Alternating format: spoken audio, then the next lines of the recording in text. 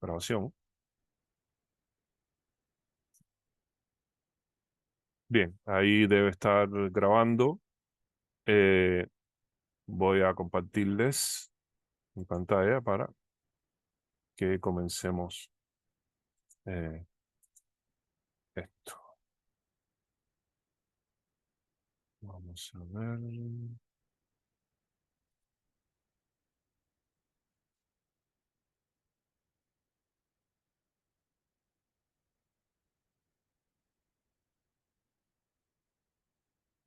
Disculpen, creo que voy a tener que...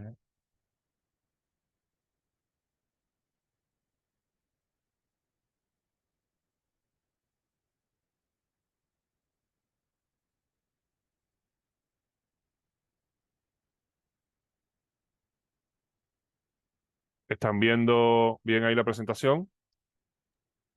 Sí, profe. Perfecto. Bueno, vamos a comenzar la clase 1 y partiendo, digamos que estamos en una materia que es simulación molecular.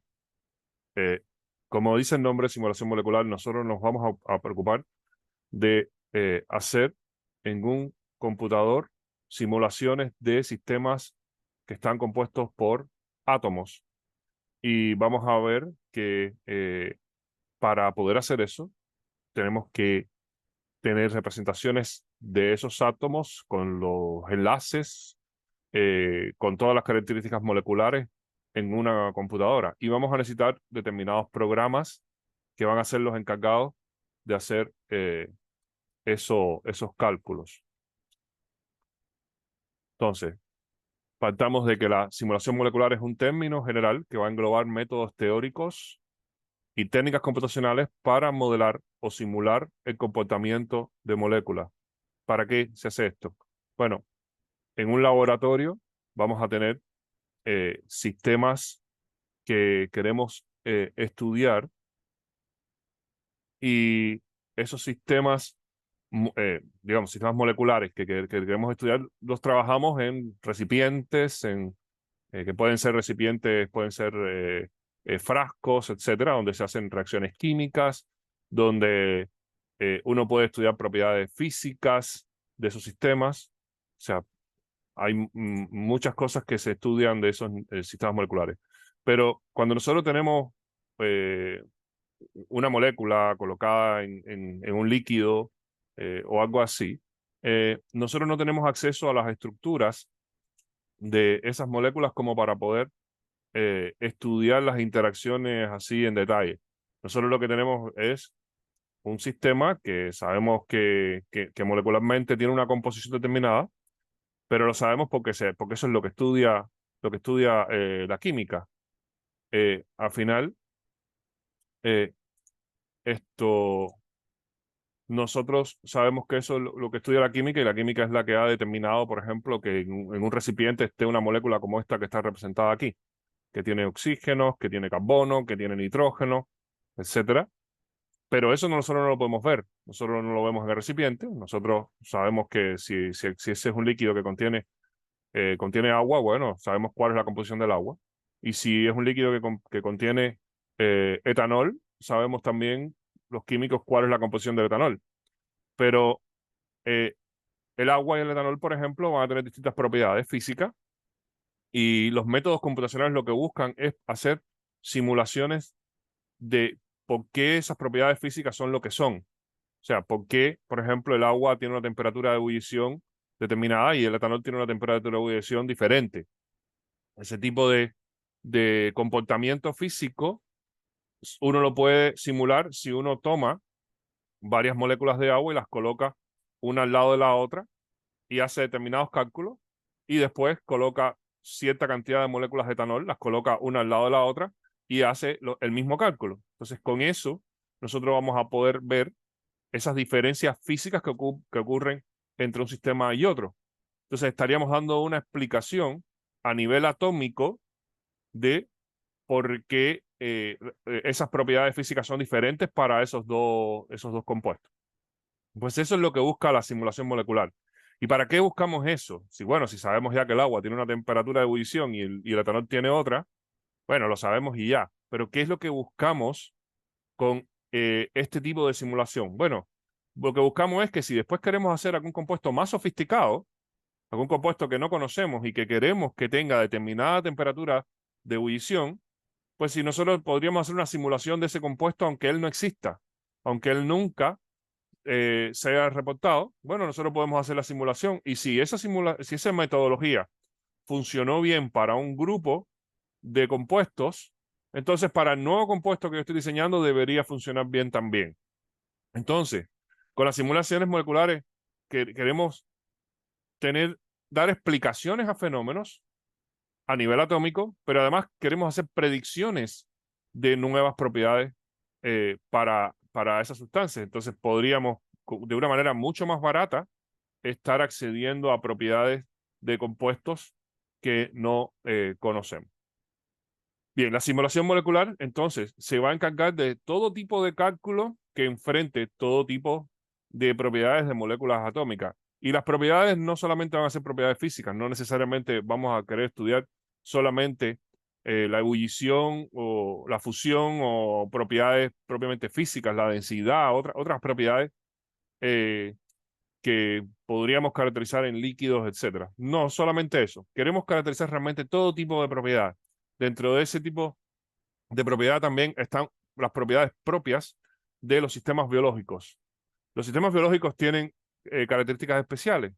Primero, una molécula que tenga actividad biológica va a ser una molécula que generalmente va a estar en un medio muy complejo, que es la célula. O sea, es una molécula que tenga actividad biológica, o sea, es ingerida por el organismo de alguna manera, pasa a un sistema donde va a ser transportada, donde va a llegar a algún lugar donde va a tener una función determinada. Todo eso es sumamente complicado. Los recipientes donde van a estar esas células van a ser de muchas características. Por ejemplo, si está en el torrente sanguíneo, eso es un recipiente que está fluyendo. Si está en una célula, en el interior de una célula, bueno, ese compuesto va a tener que traspasar una membrana, va a tener que llegar probablemente a un orgánulo específico para hacer una acción. O también están las moléculas que están contenidas dentro de las células, proteínas que tienen distintas funciones. Bueno, con simulación molecular nosotros lo que queremos es estudiar cualquier propiedad que se nos antoje de esas moléculas, que pueden ser cualquier tipo de molécula, o sea, puede ser desde un azúcar, por ejemplo, que no es tan grande, la glucosa, por ejemplo, o puede ser una proteína de membrana, que puede ser gigantesca. Las proteínas pueden tener tamaños desde más o menos intermedios a tamaños enormes. Además, las proteínas y esas moléculas, cuando están dentro de la célula, van a tener interacciones y esas interacciones pueden ser muy, muy complicadas. O sea, de manera ideal, con simulación molecular, lo que querríamos es poder hacer una simulación de la célula entera. O sea, eso sería lo que le gustaría a alguien que hiciera simulaciones, poder tomar la célula entera y simular todo lo que sucede ahí y verlo todo en un computador. Pero eso es imposible. Entonces, lo que se hace normalmente es reducir los sistemas a algo que me interesa estudiar. Eh, por ejemplo, si quiero estudiar la glucosa, bueno, estudio la glucosa en las condiciones que yo quiera. Puedo estudiarla, por ejemplo, la glucosa en agua, y yo tendría que, para hacer una simulación, tendría que crear un modelo de esa glucosa rodeada de moléculas de agua. O podría crear una proteína, por ejemplo, y de esa proteína, que va a ser más grande, colocarla dentro del agua también o cerca de una membrana, en las condiciones más realistas posibles. Y así es que yo puedo hacer los estudios. O puedo estudiar, por ejemplo, las interacciones entre la glucosa y unas proteínas, para lo cual tendría que hacer simulaciones donde tendría que preparar un modelo con la glucosa colocada en un sitio específico de esa proteína, donde yo quiero hacer el estudio. Entonces, como tal, lo que yo voy a intentar con simulación molecular es hacer modelos y hacer estudios sobre esos modelos que me ayuden a explicar fenómenos que observamos en la realidad, fenómenos que son de algún tipo de relevancia y que tienen algún tipo de necesidad. Por ejemplo, yo podría haber estudiado las temperaturas de ebullición de algún líquido porque estoy interesado en conocer la de otros líquidos, ¿ok? Estaría interesado en estudiar las interacciones de la glucosa con una proteína porque así yo puedo enfrentar determinadas patologías que estarían involucrando al exceso de glucosa, por ejemplo.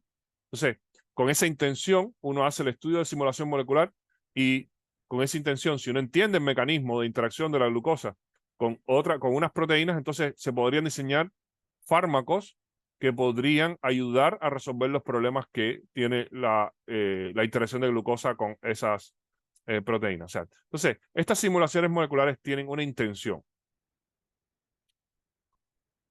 Ahora, para hacer simulaciones moleculares, lo primero que yo debo considerar es que yo tengo que hacer un buen modelo.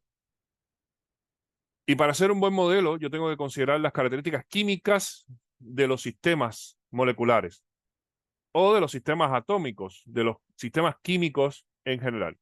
Y para yo hacer simulaciones de los sistemas, debo considerar las distintas naturalezas que tienen los sistemas químicos. Por ejemplo, si estamos hablando de un sistema metálico, los sistemas metálicos son sólidos altamente ordenados, donde los electrones se encuentran libres.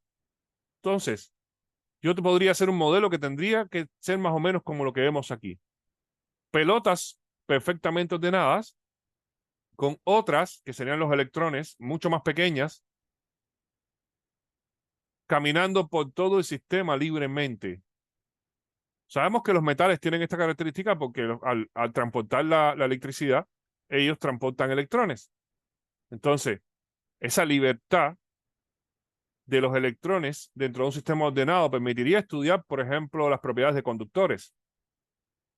Para hacer estudios sobre los metales, bueno, tendrían que implementarse, crear este tipo de modelos y después usar métodos que permitan hacer cálculos propios de los metales, cálculos que sean interesantes para explicar propiedades de los metales, como la conducción, por ejemplo.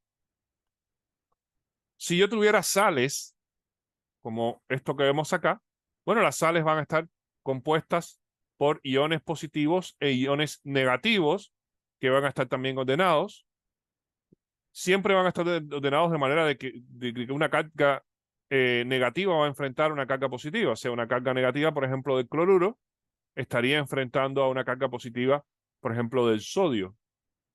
Y este sistema también va a ser ordenado y lo que me va a interesar a mí es explicar determinadas propiedades físicas de estos sistemas. Para eso también tendría que construir modelos y estos modelos tendrían que tener en cuenta este orden del cual les he hablado. Bien, aparecen sistemas como estos, que son también sencillos, pero que ya introducen una complejidad que es la formación del enlace. La formación del enlace es una interacción que existe entre dos átomos y cuando aparece un enlace, entonces se da origen a lo que es una molécula. Entonces, si yo quiero caracterizar bien estos sistemas, tendría que caracterizar bien ese enlace.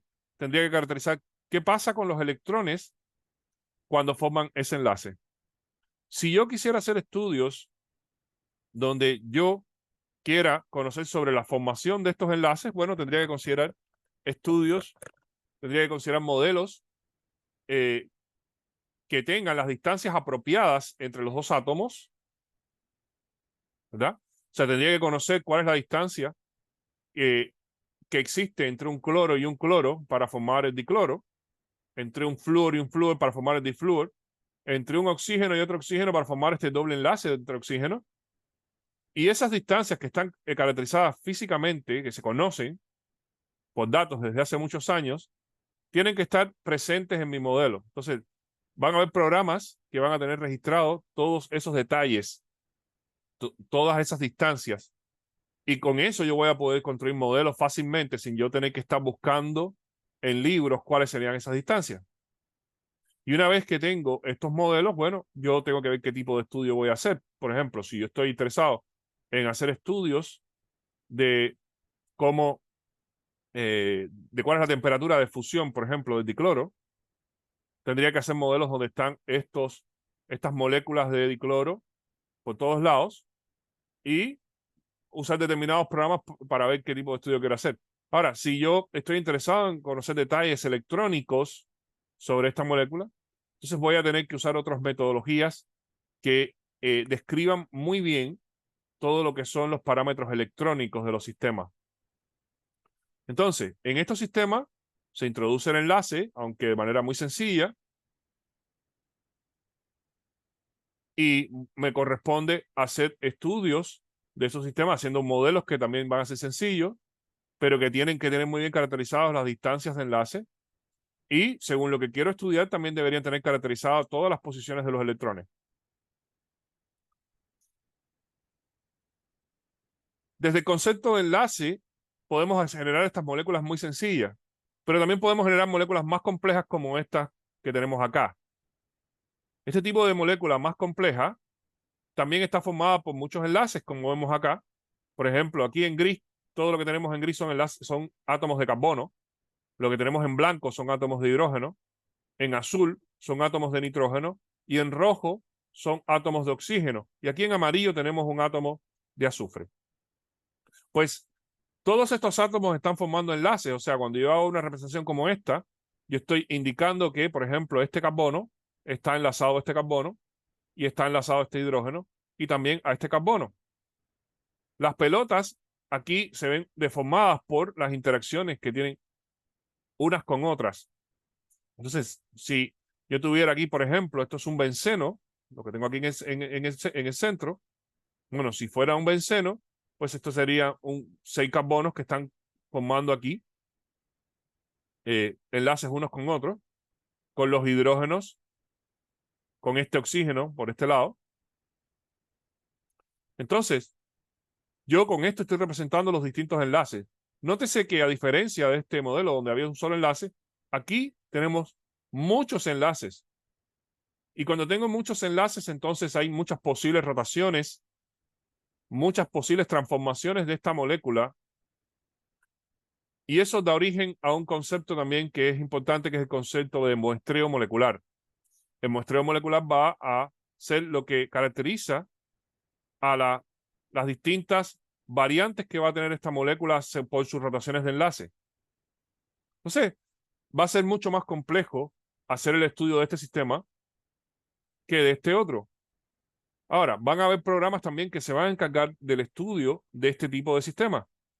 Esos programas van a diferir muchísimo de los programas que podríamos utilizar para estudiar los metales. O sea, para estudiar los metales voy a necesitar algunos programas que describan características propias de los metales. Para estudiar sistemas como estos, que son moléculas orgánicas formadas por muchos enlaces de carbono, entonces voy a necesitar otro tipo de programa completamente diferente que va a tener que caracterizar a esas características especiales que van a tener las moléculas orgánicas. Esas moléculas orgánicas también pueden asociarse entre ellas a través de algunos tipos de interacciones, como vemos acá en esta figura. Entonces tendríamos sistemas que forman interacciones entre moléculas orgánicas, lo cual introduce también otras complejidades. Esas complejidades están dadas, bueno, porque si yo aquí en este caso, por ejemplo, tendría 2 moléculas, pero esas 2 moléculas estarían ordenando por interacciones específicas que van a tener ellas dos. Y esas interacciones, que pueden ser múltiples, son las que dan origen a sistemas más complejos como este. Ya este sistema que vemos acá es una proteína.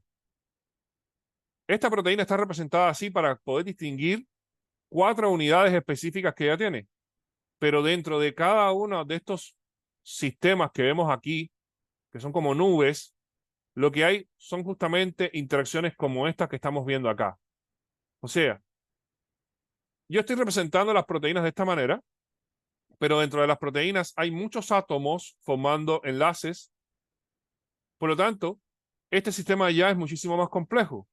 Lo más sencillo en formación de enlaces es este sistema que vemos acá, pero podemos generar moléculas más complejas y esas moléculas se pueden asociar de manera que se interaccionen unas con otras a través de enlaces covalentes o que interaccionen unas con otras también a través de interacciones superficiales como las que vemos acá.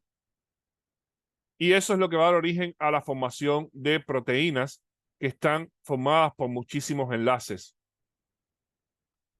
Pues van a haber programas que van a estar especializados en el estudio de estas moléculas tan grandes como son las proteínas.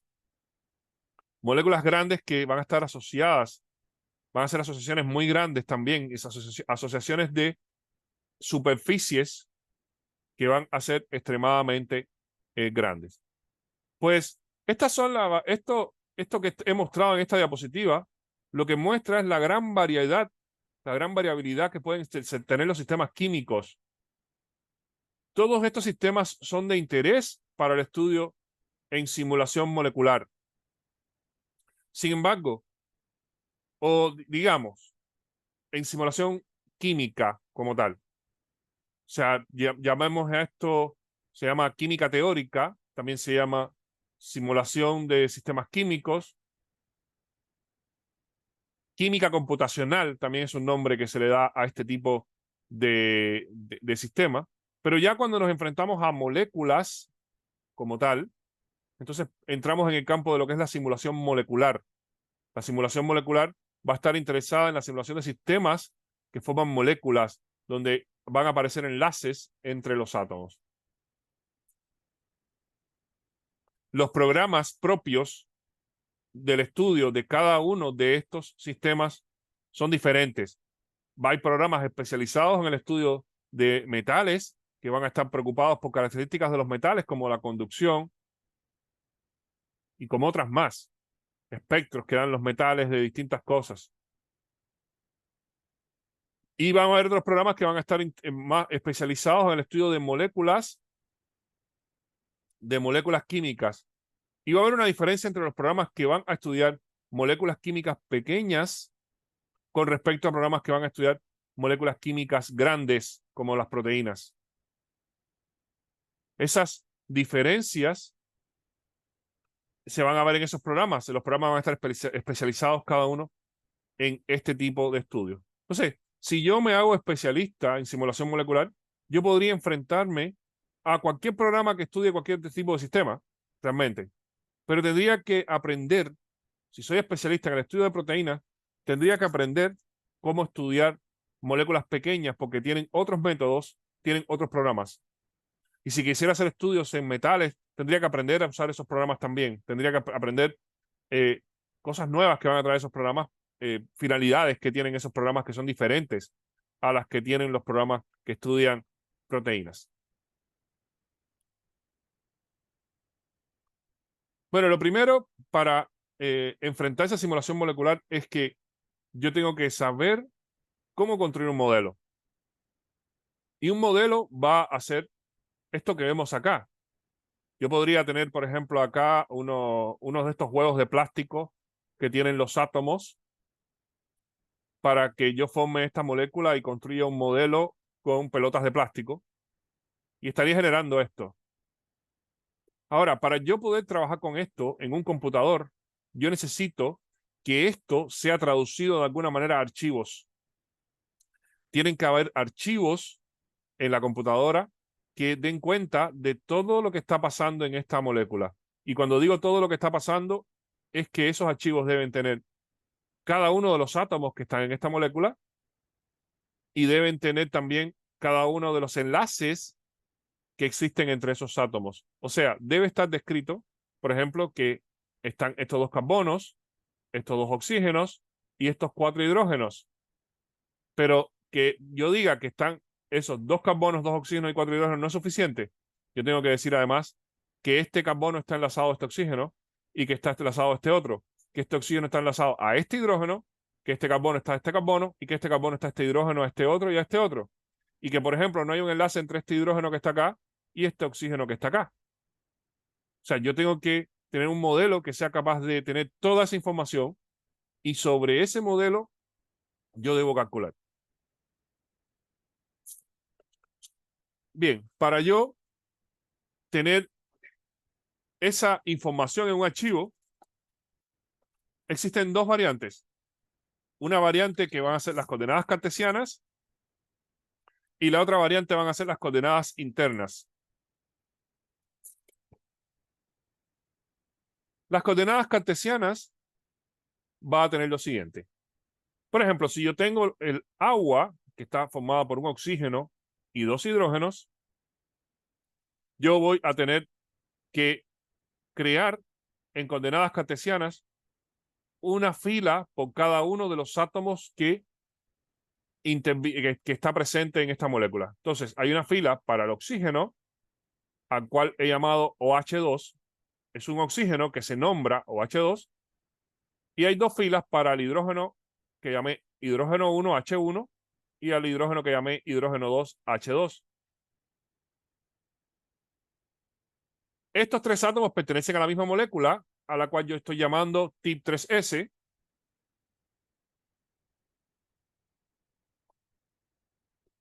Y después vienen tres números. Estos tres números para cada fila serían, en el primer caso, menos 1,5, 0,7, menos 12,1, ¿verdad? Y otros números acá. Bueno, estos números estarían indicando las coordenadas X y Z de estos átomos. O sea, en esta descripción, yo estoy diciendo que hay un oxígeno que está en la coordenada X menos 1,5, coordenada Y 0,7 y coordenada Z menos 12,1. Estoy diciendo que hay un hidrógeno que es hidrógeno 1 que está en menos 2,3, X en Y 0,13 y en Z menos 12,2. Y estoy diciendo que hay un hidrógeno 2 que está en X menos 1,14 y menos 0,65, Z menos 13,01. Con eso yo estoy ubicando las posiciones de los tres átomos y esa sería la descripción de coordenadas cartesianas. Si tuviera una molécula, por ejemplo, como esta que está aquí arriba, tendría que tener una fila por cada uno de estos átomos, que serían 1, 2, 3, 4, 5, 6, 7 y 8. Entonces sería un archivo similar a este, pero serían 8 filas donde cada uno de estos átomos tendría una posición X y Z que estaría descrita por estos tres números. Y eso es lo que define las coordenadas cartesianas. Antes de dar más características de las coordenadas cartesianas, hablemos de la otra opción, la otra variante, que son las llamadas coordenadas internas. Las coordenadas internas va a ser una representación donde yo defino la posición de cada átomo respecto al resto de los átomos que componen el sistema.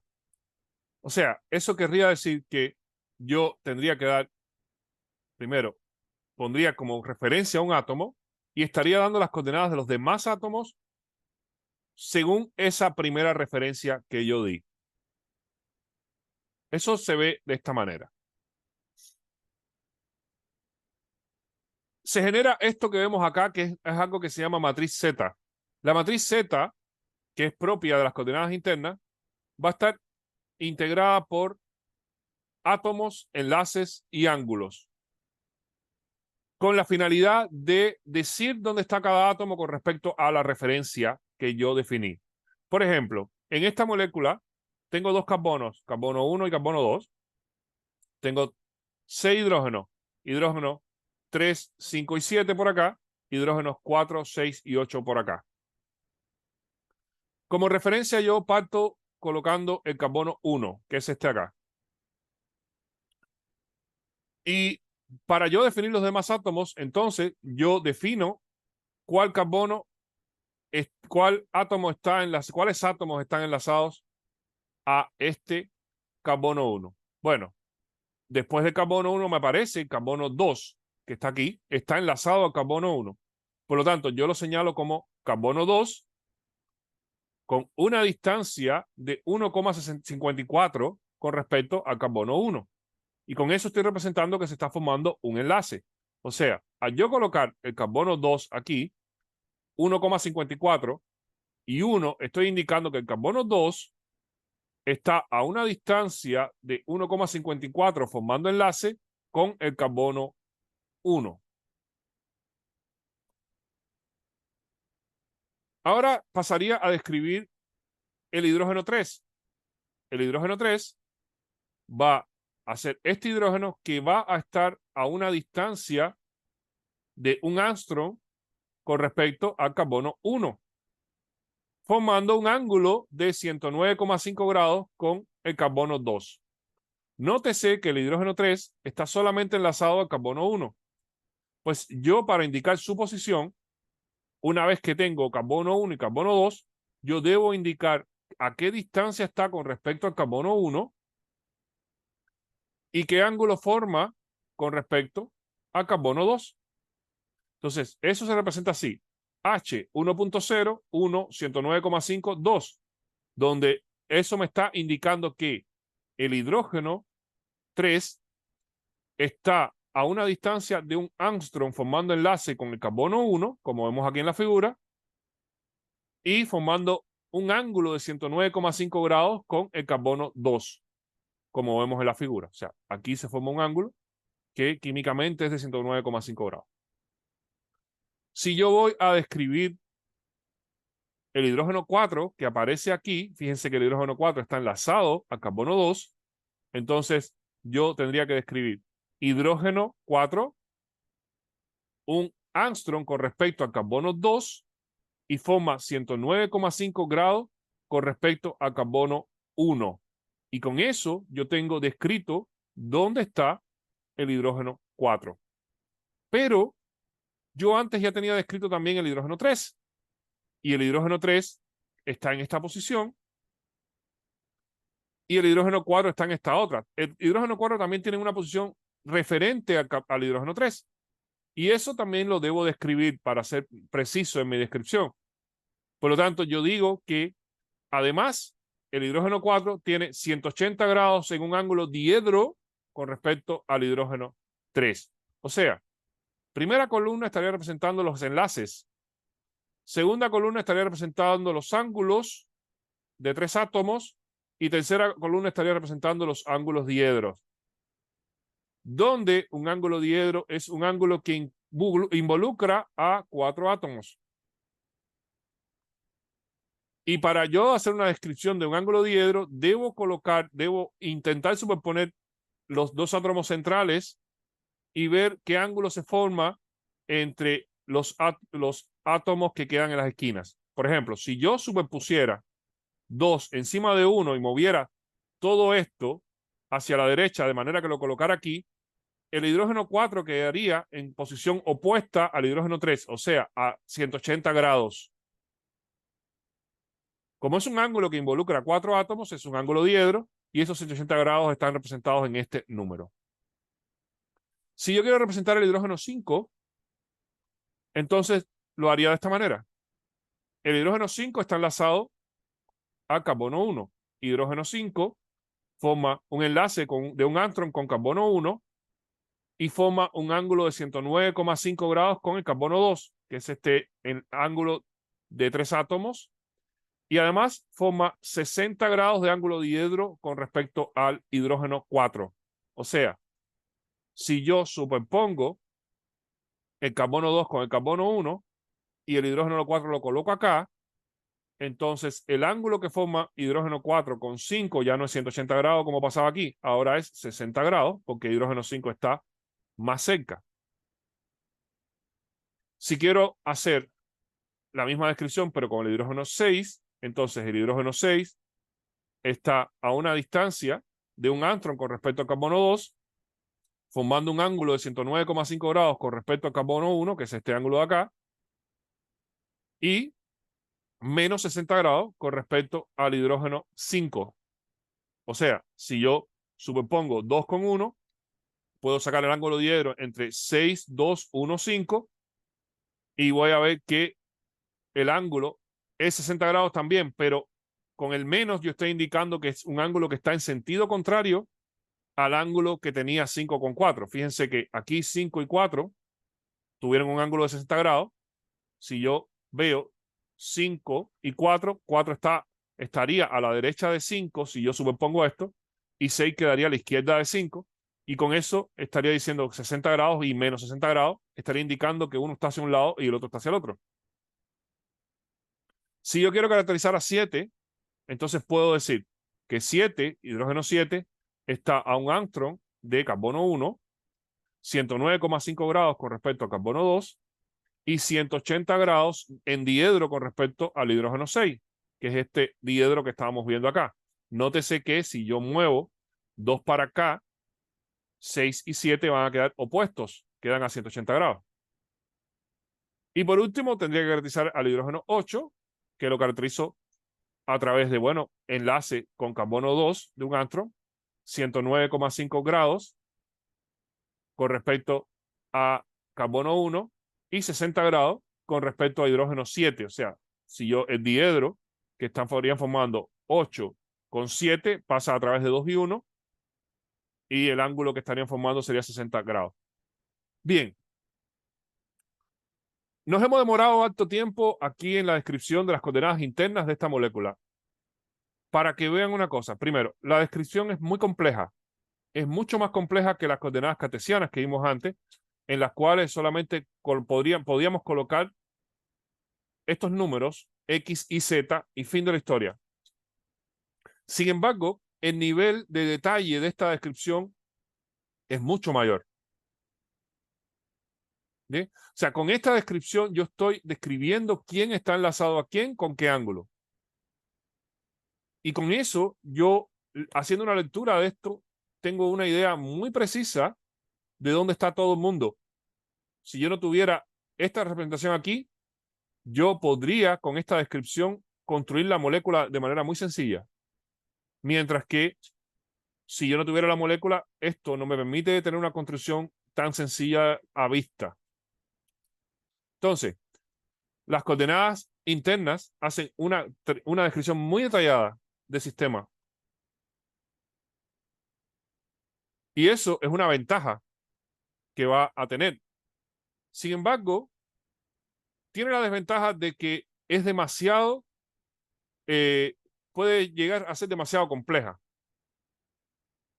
Además, los archivos que me va a generar son archivos cuyas filas van a tener distintos tamaños. Ahora, aquí hemos descrito una molécula muy sencilla. Una molécula que está compuesta por 8 átomos. ¿Qué pasaría si de pronto yo tuviera una molécula compuesta por 200 átomos? Imagínense cómo yo voy a describir 200 átomos con este sistema. Tendría que empezar a dar todas las posiciones referentes a todo lo que había antes, y eso es tremendamente complicado. Por lo tanto, vamos a ver que entre las coordenadas cartesianas y las coordenadas internas, las coordenadas cartesianas van a ser más apropiadas para describir sistemas grandes. Si yo quiero describir moléculas enormes, 200 átomos y más allá, pues yo con coordenadas cartesianas voy a tener una cantidad de filas, por ejemplo, 200 filas, pero todas esas filas van a tener el mismo número de caracteres. Eso a nivel computacional es una ventaja. Si yo la misma molécula de 200 átomos la quiero describir con las coordenadas internas, voy a tener filas cada vez más grandes. Van a terminar siendo filas enormes, filas muy grandes. Y eso no es apropiado para los cálculos computacionales. Entonces, las coordenadas internas van a ser más apropiadas cuando yo quiero describir sistemas pequeños, sistemas moleculares pequeños. Y eso va a definir también la utilidad de cada una de estas, de este tipo de coordenadas. Yo voy a usar las coordenadas internas cuando quiero describir una sola molécula de átomos pequeños. Y generalmente las moléculas pequeñas se estudian en química computacional con métodos cuánticos, métodos que sean capaces de describir todos los electrones del sistema. Mientras que las coordenadas cartesianas van a ser más apropiadas para sistemas complejos, sistemas grandes, como proteínas, ADN, o sea, los sistemas que nos interesan, los sistemas biológicos. Y con ellos, con esas coordenadas, normalmente esos sistemas se van a estudiar mediante métodos de mecánica molecular, que son métodos que no van a usar cuántica. Van a usar una física clásica que no hace una descripción exacta de los electrones. Entonces, ambas coordenadas son importantes, pero cada una tiene usos distintos. Las coordenadas cartesianas me dan una descripción más sencilla, pero yo no puedo ver en estas coordenadas los átomos como tal, los enlaces, perdón. O sea, es difícil leyendo esto poder descifrar quién está unido a quién. O sea, no es fácil ver así no es posible ver que el hidrógeno 1 está enlazado a OH2, a este oxígeno. Y no es posible ver tampoco que este hidrógeno está enlazado a este oxígeno. De hecho, en este sistema no está descrito eso. Solamente está la posición del hidrógeno, la posición del oxígeno y la posición de este hidrógeno. Y al estar solamente esas posiciones, yo puedo intuir que por cercanía se están formando enlaces, pero no se ve en el archivo. Sin embargo, cuando yo tengo sistemas de proteínas grandes, muy grandes, este sistema va a hacerme una definición más cómoda, porque la otra alternativa, que sí me da la información de quién está enlazado a quién, no es tan sencilla para sistemas grandes, porque tendría que estar introduciendo átomos. Por ejemplo, el átomo 200 tendría que estar descrito en función de los 199 átomos restantes, y eso es imposible. Y además es muy difícil para un sistema, a un programa que tiene que hacer cálculos, estar leyendo esa información de esa manera. Algunas cosas que vemos en las coordenadas internas, bueno, para sistemas sencillos, muy sencillos, por ejemplo, como el agua, yo puedo hacer una descripción del agua con dos coordenadas nada más. La distancia entre hidrógeno y oxígeno, 0,96 angstrom, y el ángulo entre los dos hidrógenos y el oxígeno en el medio, 104 grados. Y con eso, yo tengo una descripción sencillísima del agua, mucho más sencilla que la que tuvimos acá con las coordenadas cartesianas. O sea, aquí con las coordenadas cartesianas no tenemos claridad de qué enlaces se formaron, y además tuvimos que usar muchos más caracteres que al usar estas dos variables nada más. Si yo tengo una molécula un poco más compleja como el etileno, entonces ya tengo distancia carbono-hidrógeno, distancia carbono-carbono, y el ángulo entre un hidrógeno, carbono y carbono me estaría definiendo todos los demás. O sea, con solamente describir un solo ángulo, yo tengo acceso a todos los ángulos presentes en esta molécula. Por lo tanto, con estas tres caracterizaciones yo tengo descrito una molécula sencilla como el etileno. Si quiero describir el cloroformo, donde se pierde algo de simetría, entonces tendría que escribir distancia carbono-hidrógeno, distancia carbono-cloro y los ángulos que se están formando acá, que son todos de 109,5 grados.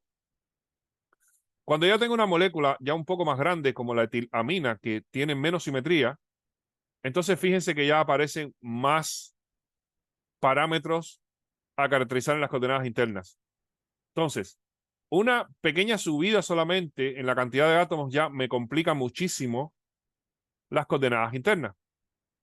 Por eso es que les repito, para yo hacer estudios en moléculas pequeñas, como estas que vemos aquí, o incluso moléculas un poquito más grandes, pero pequeñas, en fin, deben usar las coordenadas internas. Porque las coordenadas internas tienen la descripción exacta de los enlaces de todo. Pero cuando pasamos a moléculas más grandes, entonces conviene usar las coordenadas X y Z. Y justamente en esas coordenadas cartesianas, formadas por un número en X, en Y y en Z, así es como aparece el formato PDB de la base de datos Protein Data Bank. Protein Data Bank tiene a las proteínas y a todos los sistemas moleculares que tiene, los tiene descritos con coordenadas cartesianas. Y el formato de PDB es el siguiente. Primero, aparece la cabeza de cada fila con la palabra átomo, lo cual está queriendo decir que en esta fila va a aparecer un átomo. Una numeración que corresponde a un conteo de los átomos que están en el sistema. Y después viene el nombre de ese átomo, que es un nombre único para dentro de la molécula. Entonces, por ejemplo, este nitrógeno se llama N. Aquí tenemos tres carbonos, uno se llama Ca, el otro se llama C, el otro se llama Cb, y hay otro que se llama Cg. O sea, tengo cuatro carbonos y tengo tres oxígenos, donde uno se llama O, otro se llama OD1 y el otro se llama OD2. Pues estos nombres que están aquí, que tienen que ser todos diferentes para una sola molécula van a tener sí como característica que el primer carácter me va a indicar a mí cuál es la naturaleza de ese átomo. Por ejemplo, aquí este C me está indicando que estamos hablando de un carbono. Este N me está indicando que estamos hablando de un nitrógeno. Entonces, si yo tengo Ca, C, Cb y Cg, estoy hablando de 4 carbonos que son distintos, pero son 4 carbonos. Después viene en el formato PDB el nombre de la molécula. En este caso tenemos la molécula ASP, que está referida a un aminoácido, que es el aspartato. Entonces, con 3 letras, me está indicando de que todos estos átomos pertenecen a un aspartato. Después viene la cadena a la cual pertenece ese aspartato. Por ejemplo, si estamos hablando de una proteína que contiene muchos aminoácidos, entonces el aspartato pertenece a la cadena L, pensando en que podríamos tener, por ejemplo, 2 cadenas, podríamos tener 2 proteínas, una al lado de la otra. Entonces, este aspartato podría pertenecer a la cadena L o a la cadena M. Si es que tuviéramos 2 cadenas, una llamada L y una llamada M, entonces este aspartato estaría perteneciendo a la primera de esas 2 cadenas, que es la cadena L. Además, aquí aparece después un número, que es el número de secuencia. Este es el aspartato que está en la posición 1 de la cadena L. Y luego vienen las coordenadas X, Y, Z.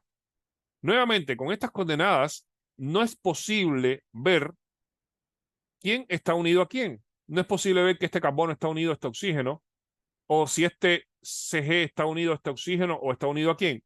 Esto no se puede ver en las coordenadas cartesianas. Sin embargo, cada fila, y si pensamos que una proteína está compuesta por muchos aminoácidos, pueden haber 200.000 aminoácidos. Yo en coordenadas cartesianas podría tener 200 filas o 1000 filas, cada una indicándome esta información con su coordenada X y Z. Por eso que PDB usa el formato de coordenadas cartesianas y no usa formato de coordenadas internas. Porque para usar formato de coordenadas internas tendría que hacer una representación mucho más complicada. Entonces, PDB es el formato que me muestra a mí el uso más grande que tienen realmente las coordenadas cartesianas en los sistemas que nos interesan, los sistemas de simulación molecular de moléculas de interés biológico.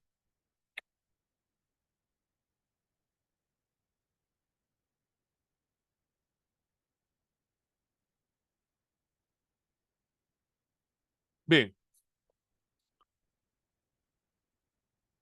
tenemos que considerar otra cosa más para entender los sistemas moleculares. Bien, esa otra cosa más es el movimiento de estos sistemas moleculares.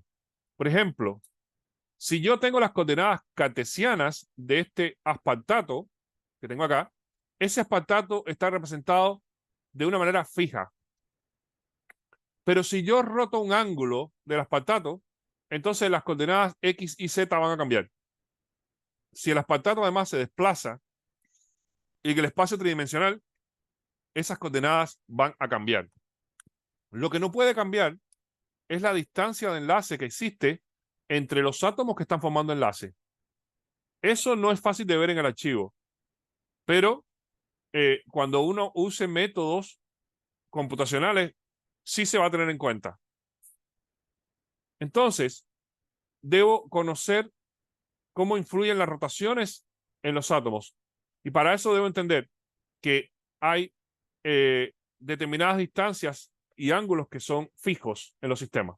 Por ejemplo, si yo tengo un sistema como este, yo voy a tener que esto está formando un ángulo de 124 grados, esto de 125 grados entre oxígeno, carbono y oxígeno, entre hidrógeno, carbono y oxígeno 111 grados, y entre este carbono, oxígeno, hidrógeno 106 grados. Ahora, si yo observo en detalle este sistema puede estar rotando, o sea, puede haber rotaciones a través de este enlace, de manera que este hidrógeno podría estar aquí o podría estar aquí abajo. Si yo roto este enlace, este hidrógeno podría estar dando vueltas y tener distintos ángulos. Y ese cambio me va a hacer un cambio en las coordenadas cartesianas. Y en el caso de las coordenadas internas también haría cambios, pero los cambios que haría en coordenadas internas solamente sería en el ángulo diedro. Entonces, por eso, el cambio que va a ocurrir desde el punto de vista para un sistema pequeño es visto más fácil, se puede ver más fácil con coordenadas internas. Con coordenadas cartesianas cuesta más ver ese cambio. Sin embargo, nuevamente, si tengo un sistema molecular muy grande, siempre voy a tener que usar coordenadas cartesianas. Entonces, ¿qué es lo que yo debo describir de una molécula y que debo tener en cuenta en los sistemas computacionales? Bueno, los ángulos de enlace, las longitudes de enlace y los ángulos diedro y las rotaciones de esos ángulos diedro. Aquí tengo que los ángulos de enlace van a ser fijos. Vamos a ver que las distancias de enlaces también van a ser fijas. Bueno, fijas entre comillas, porque van a existir procesos de oscilación que van a provocar cambios mínimos en distancias y ángulos. Entonces, si yo tengo un sistema molecular como este, va a estar caracterizado por estas distancias y por estos ángulos, donde el ángulo de enlace corresponde a un ángulo plano que separa tres átomos que están unidos de manera covalente. Esa es la definición de un ángulo. Pero también va a estar el ángulo diedro, como ya les dije, que va a estar formado por dos planos definidos por cuatro átomos de la molécula. Eso quiere decir que, por ejemplo, si yo tengo un átomo, una molécula que está formada por 2 carbonos y 6 hidrógenos, yo la puedo representar de esta manera, donde estas líneas me están representando al carbono que está delante y este círculo me está representando al carbono que está detrás. Cuando yo tengo la molécula de esta manera, los dos hidrógenos están uno alineado con el otro, entonces yo digo que eso es una conformación llamada conformación eclipsada.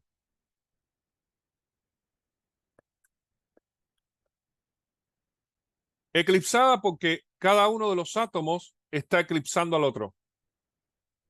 Y cuando yo desplazo, por ejemplo, este hidrógeno, lo desplazo un ángulo hacia arriba y lo coloco aquí, cuando yo haga eso, al mismo tiempo este hidrógeno también se movió para acá y este hidrógeno también se movió para acá.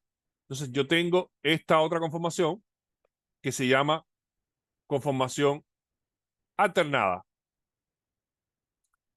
Ambas estructuras corresponden a la misma molécula, pero son dos conformaciones distintas de la misma molécula. Yo llego a esas dos conformaciones a través de la rotación de un ángulo diedro.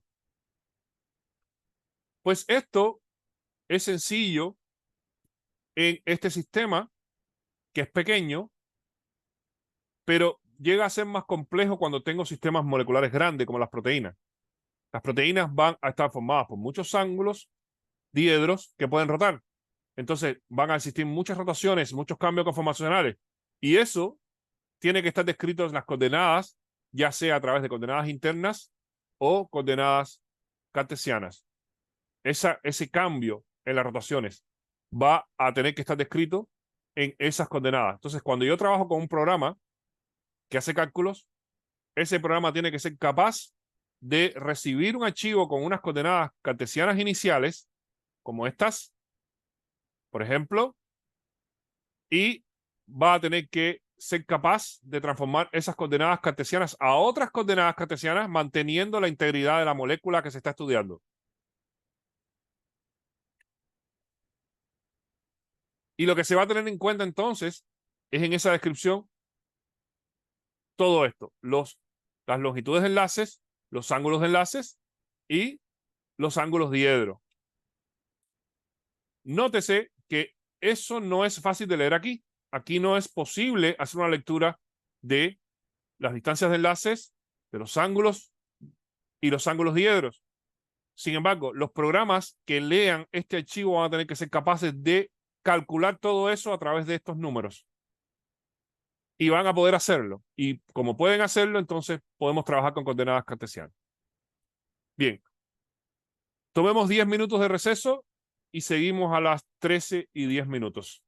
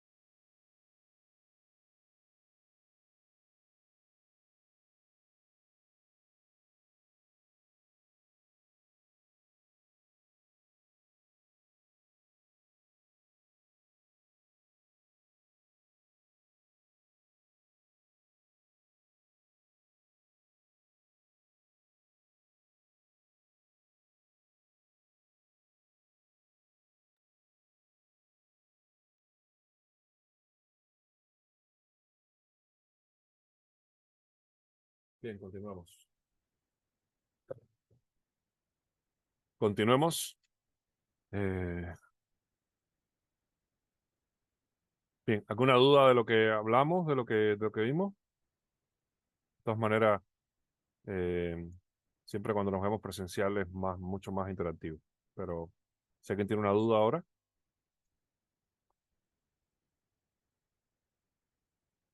No, profe, ninguna duda por mi parte. perfecto. Bien.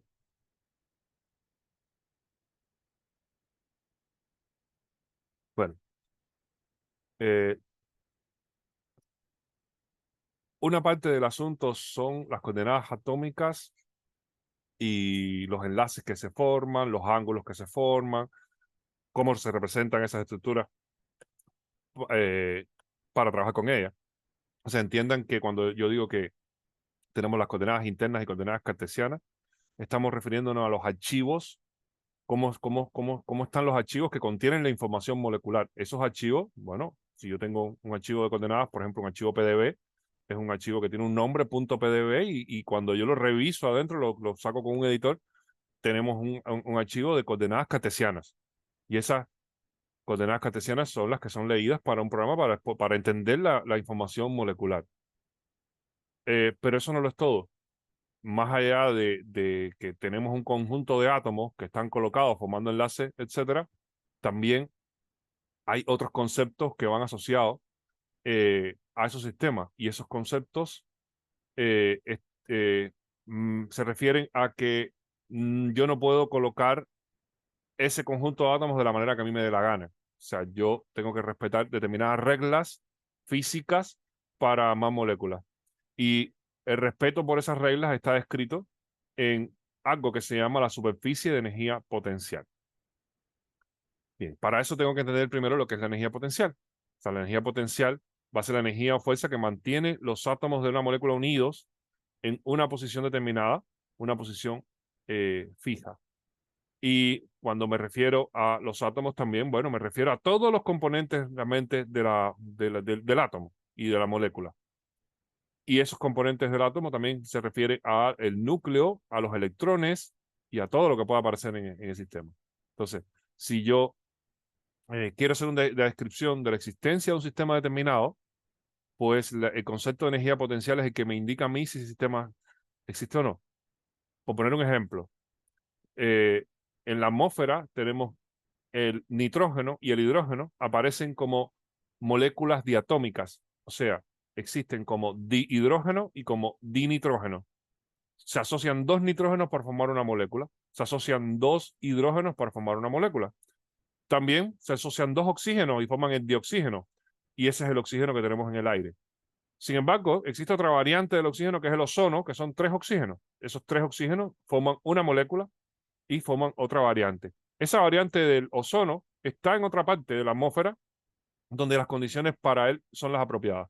Ahora, ¿qué es lo que define la existencia del dihidrógeno, del dinitrógeno, del dioxígeno, del dicloro, de cualquier átomo?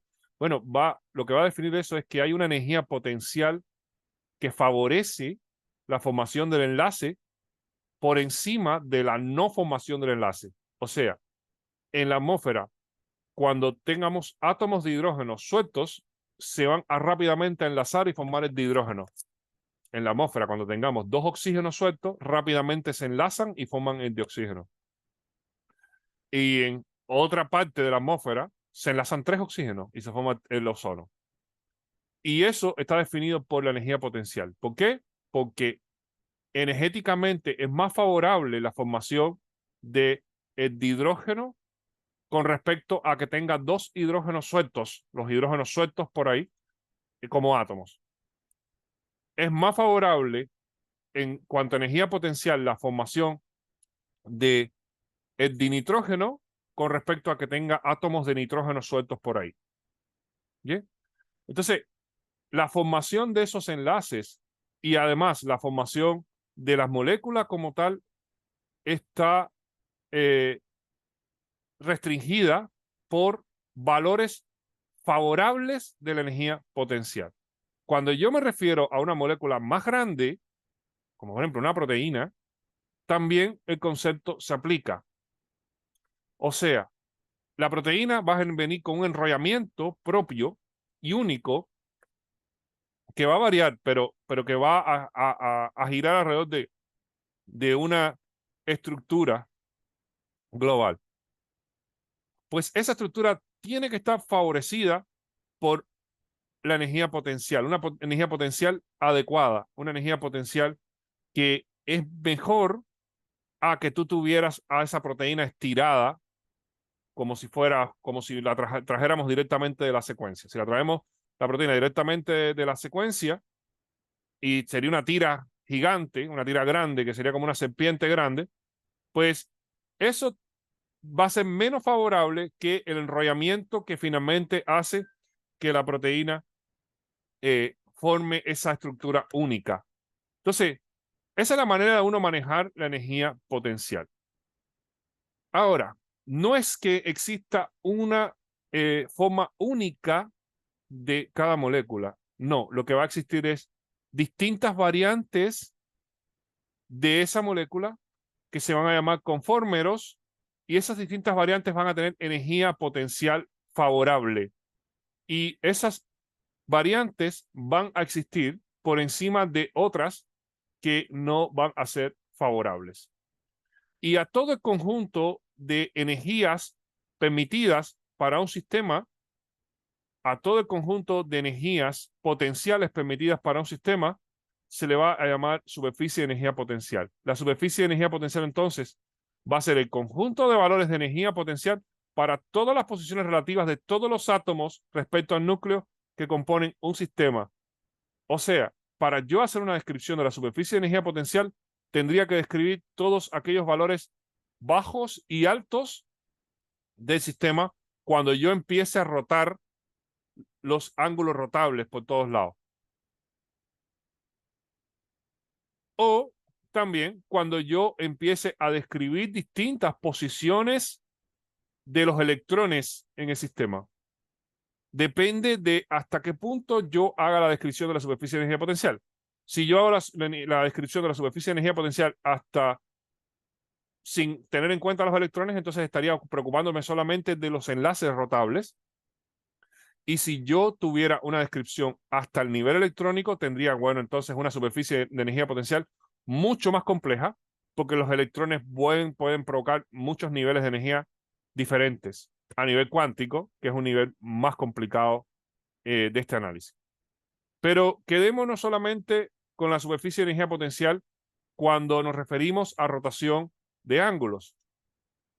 Y tomemos una molécula sencilla para estudiar una parte de su superficie de energía potencial.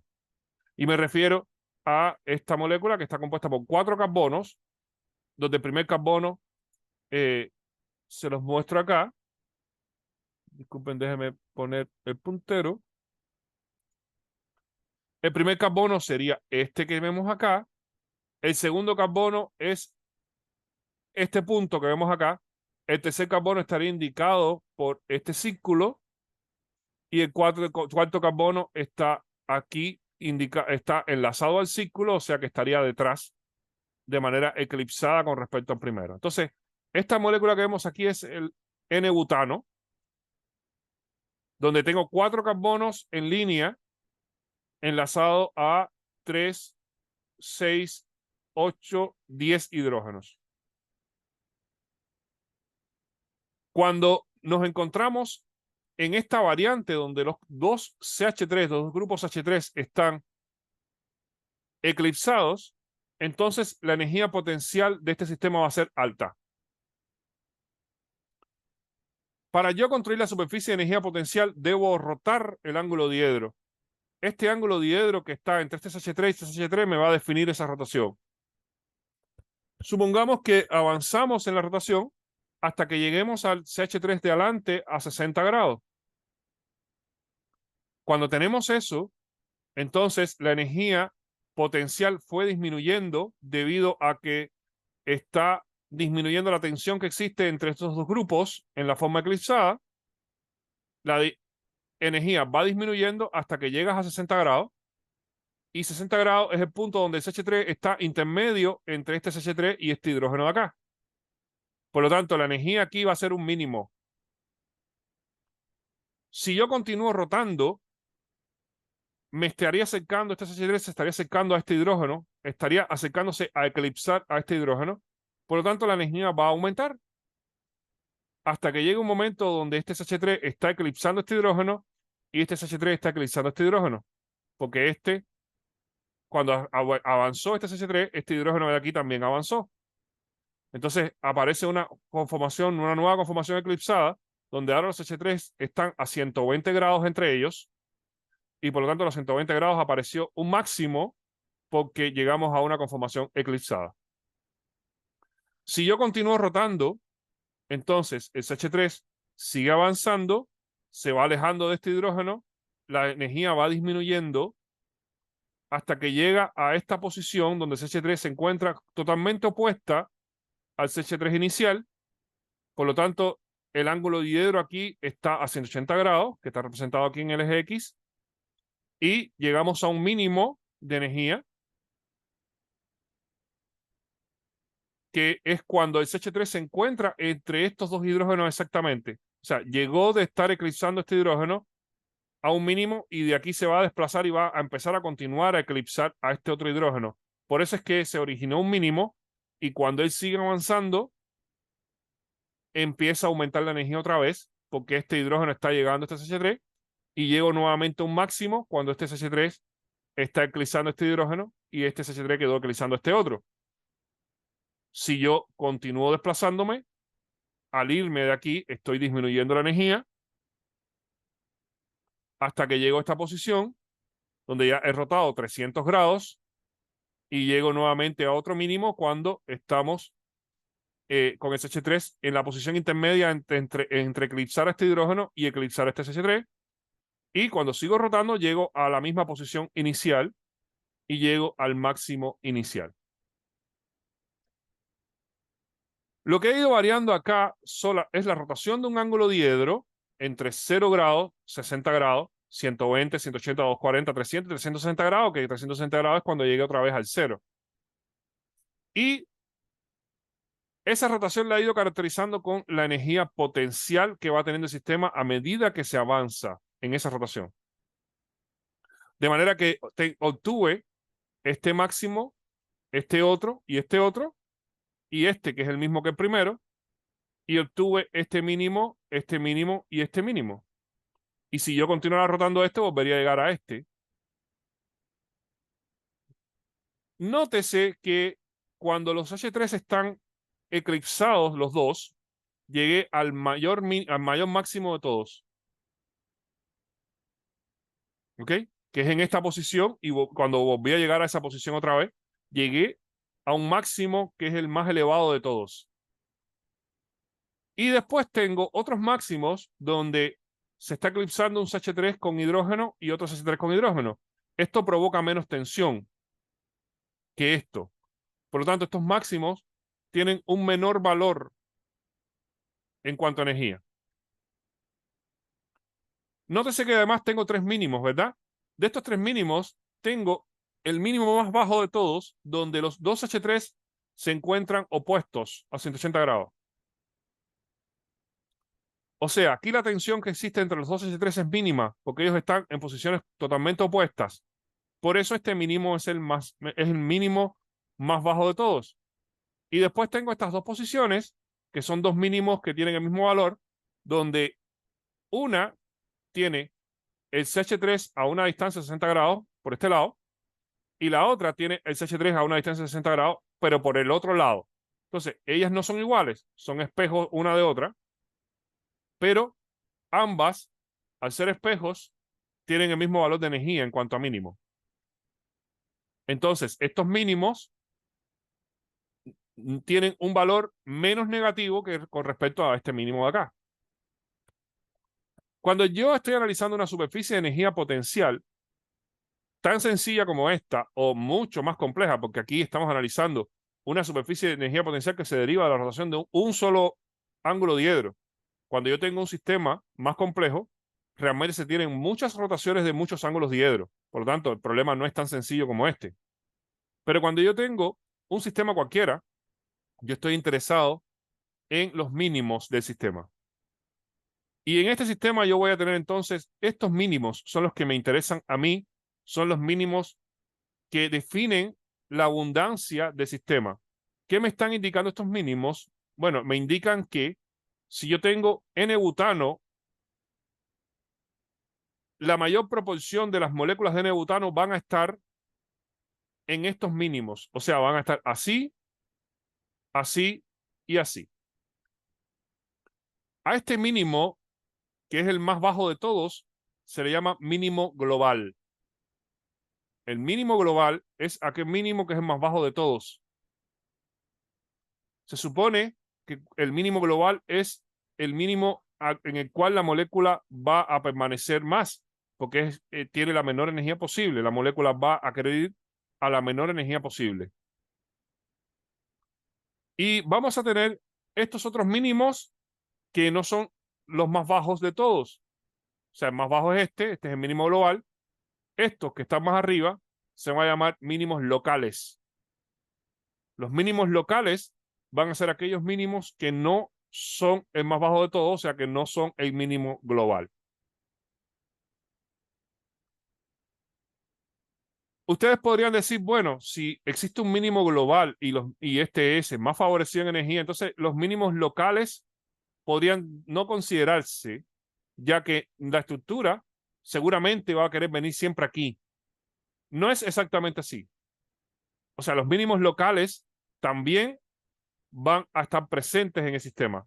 De hecho, lo que voy a tener en un sistema, si yo tuviera un sistema de N-butano con muchas moléculas, millones de moléculas de N-butano, la mayor parte de esas moléculas van a estar con esta energía en esta conformación y con estas otras en esta conformación.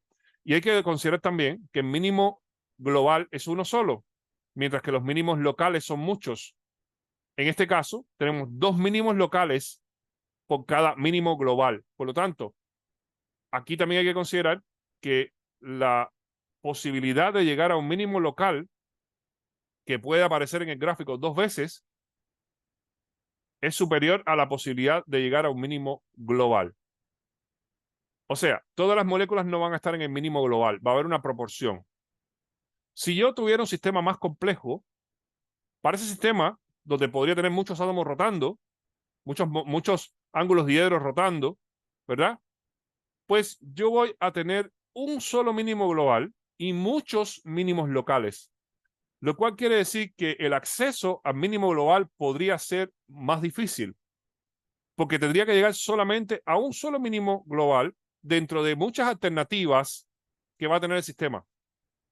Si estamos hablando de un sistema como una proteína que está formado por muchísimos átomos, muchísimos ángulos que rotan, entonces yo voy a tener en cuenta, voy a tener que considerar que ahí el mínimo global es casi inaccesible.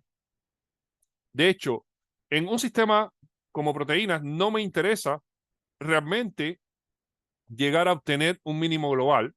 Lo que me interesa es obtener todo el conjunto de mínimos que son parte de la superficie de energía potencial. Lo que me va a interesar es hacer un muestreo de la superficie de energía potencial, de manera que yo acceda a la mayor cantidad posible de mínimos que son parte de esa superficie de energía potencial.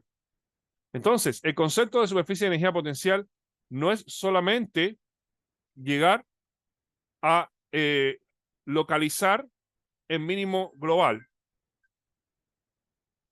No solamente eso, también consiste en que yo haga una descripción de todos los valores de energía del sistema. Entonces, para yo hacer un estudio de un sistema molecular, lo primero que debo tener en cuenta es que yo debo tener alguna forma de describir sus coordenadas. Las coordenadas ya vimos que las podemos describir con coordenadas cartesianas o coordenadas internas. Y yo puedo generar ese tipo de archivos, coordenadas cartesianas e internas. Pero no es solo eso. También yo debo considerar que hay determinadas características que se tienen que describir con energías potenciales. Por lo tanto, los programas, cuando tomen esas coordenadas, van a tratar de funcionar de manera que respeten esos valores de superficie de energía potencial, los valores de energía potencial. Y hay cosas, por ejemplo, que no se pueden violar. Por ejemplo, si yo tengo un sistema como este, la superficie de energía potencial estaría dada por los movimientos de todos los ángulos rotables que tengamos aquí, ¿verdad? Y la superficie de energía potencial también va a definir que se mantengan las distancias de enlace como vienen definidos en el archivo. O sea, no se puede estirar este enlace. Este enlace no se podría estirar. No se podría agrandar.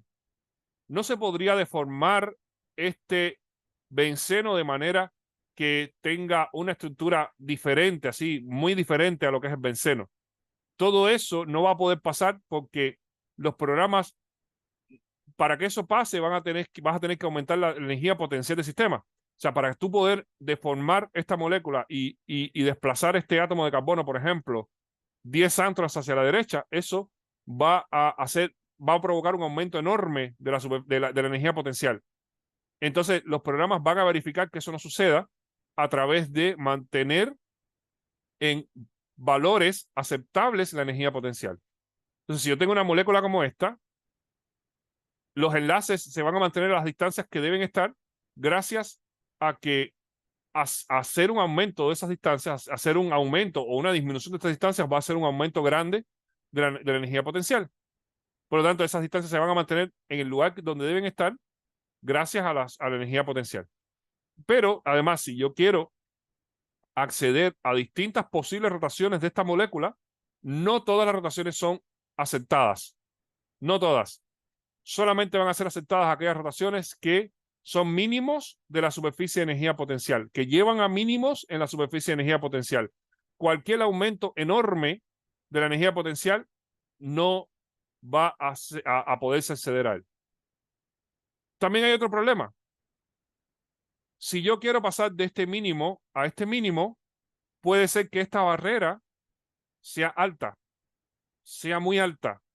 Si esto sucede, entonces va a ser difícil hacer un muestreo de la superficie de energía potencial. Los programas deben venir preparados para poder rebasar estas barreras y poder hacer mejores muestreos de la superficie de energía potencial. Vamos a ver que hay barreras que no son posibles de rebasar, pero en general los programas, las metodologías que se aplican van a buscar trabajar de manera de que tú puedas acceder a las distintas variantes de conformaciones que tengan energías favorables, o sea, los distintos mínimos, a pesar de que tengas que pasar por barreras grandes. Entonces, la superficie de energía, eso es lo que va a garantizar hacer una descripción de la superficie de energía potencial, ya que si no lo hicieras, te podrías quedar solamente describiendo un solo mínimo sin poder acceder a otro. Si eso pasara, no estarías accediendo a la superficie de energía potencial.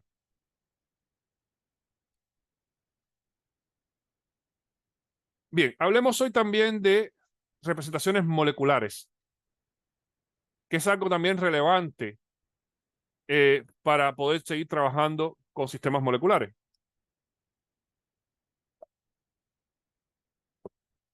Yo les dije que para uno introducir un valor, un archivo, la información de una molécula, hay que usar los archivos con coordenadas cartesianas o coordenadas internas. Bien, ahora, esas coordenadas, cuando lo llevamos a programas donde hay visualizaciones, intentan representar más allá de la realidad y además también tienen representaciones que ayudan a que uno comprenda mejor las características del sistema que uno está estudiando. Y por eso es que se han creado distintas representaciones moleculares que permiten ver eso. Primero, tenemos esta representación, como tenemos acá, donde cada átomo va a estar representado por una pelota.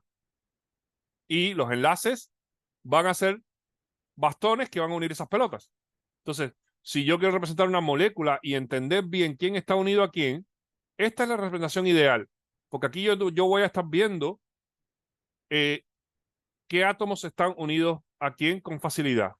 Sin embargo, las posiciones del átomo realmente en el archivo de PDB o en el archivo de coordenadas cartesianas cualquiera o en un archivo de coordenadas internas, lo que está representando es el centro del átomo. Está representando un punto que es el centro del átomo. Pero ese átomo tiene un radio. Y ese radio no es este que aparece en esta representación. Más bien es el que aparece en esta otra. O sea, si yo quiero caracterizar esta molécula, la coordenada cartesiana o coordenada interna va a tener una descripción del punto que está aquí.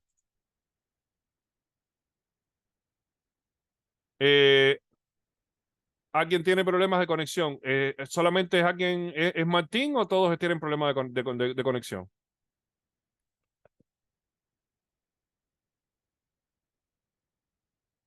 Ya, entonces, recuerden que esto va a quedar grabado. Si alguien tuviera problemas de conexión o las personas que no vinieron, yo dejé esto grabando. Creo que por lo menos la primera parte la dejé grabando. Espero que la segunda también lo haya tomado. Me preocupa que se me haya olvidado la segunda parte.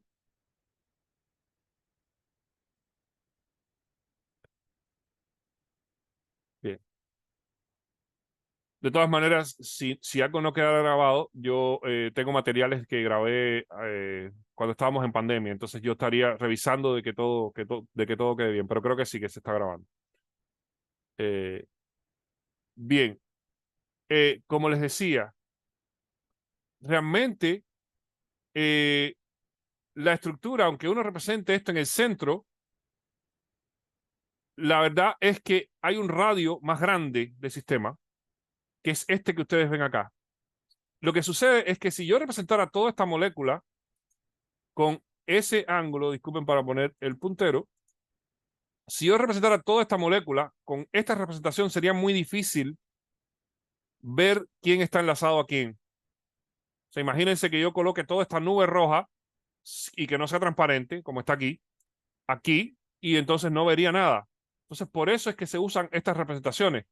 Pero esta representación eh, está mostrando realmente dónde están los centros. La verdad es que el radio es grande así como este que ustedes ven.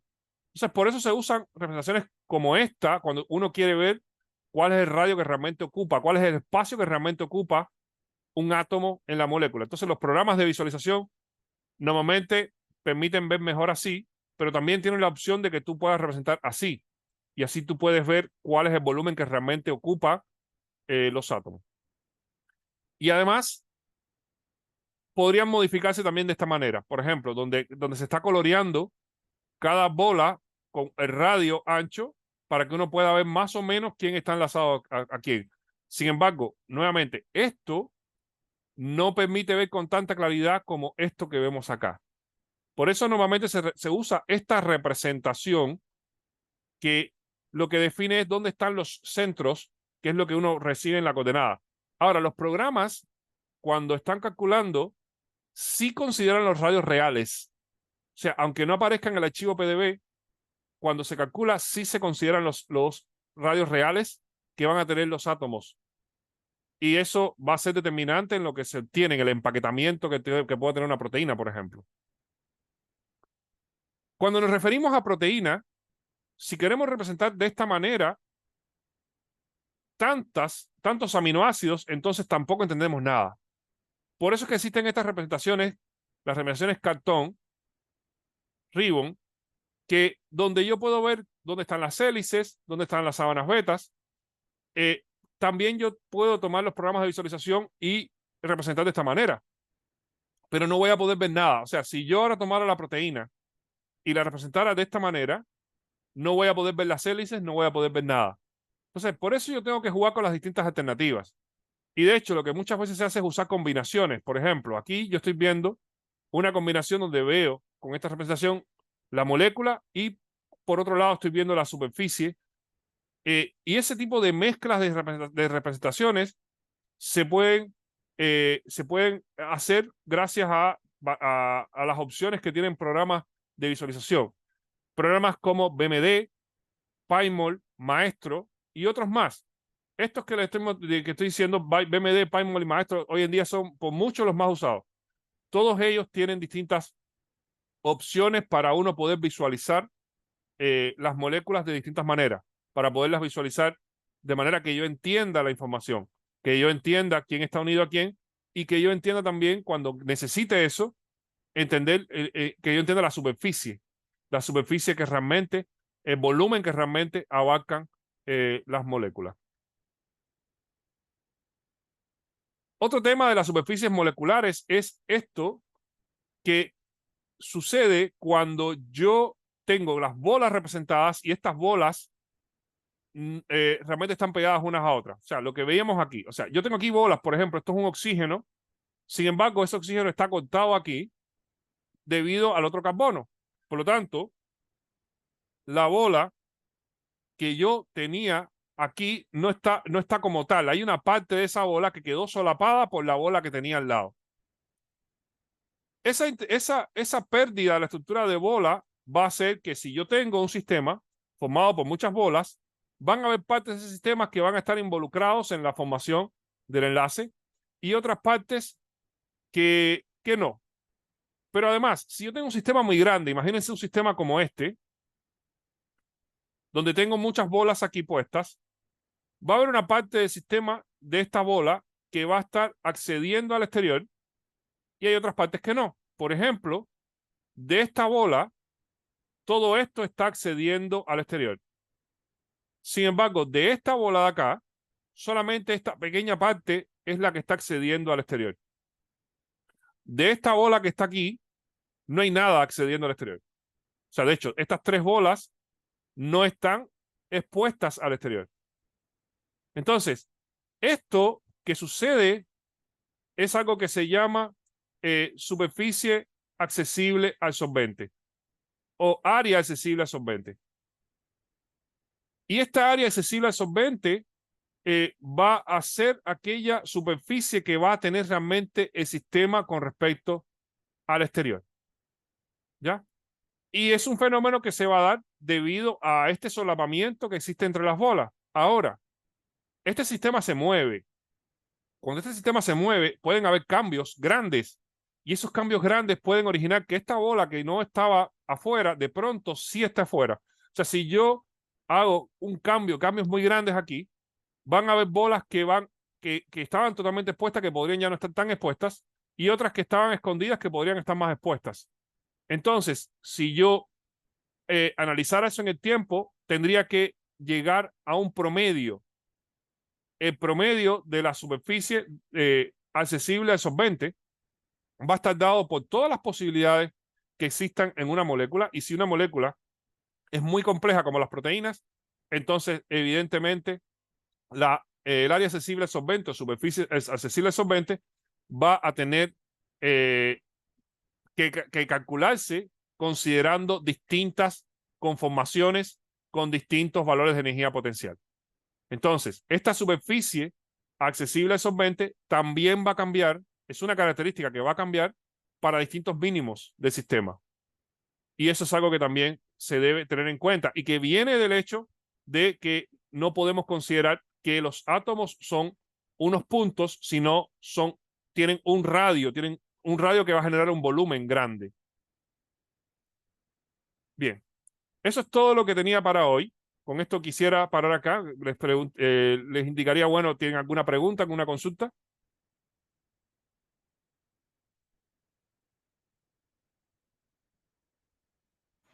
No, profe, no, No, no profe, creo. ninguna. Bien, entonces con esto terminaríamos por hoy. Eh, bien, con esto, bueno, adelantamos lo que hubiéramos hecho en clase este lunes. Por suerte pudimos hacerlo. Entonces, la semana que viene, el lunes, estaríamos dando la segunda clase del curso.